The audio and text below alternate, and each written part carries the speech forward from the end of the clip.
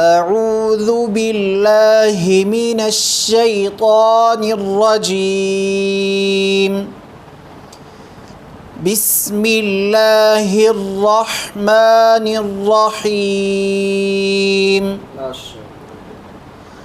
ألهاكم التكاثر حتى زرتم المقابر كلا سوف تعلمون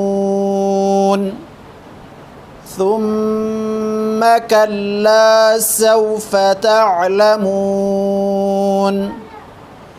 كلا لو تعلمون علم اليقين لترون الجحيم ثم لترونها عين اليقين ثم لتسألن يومئذ عن النعيم.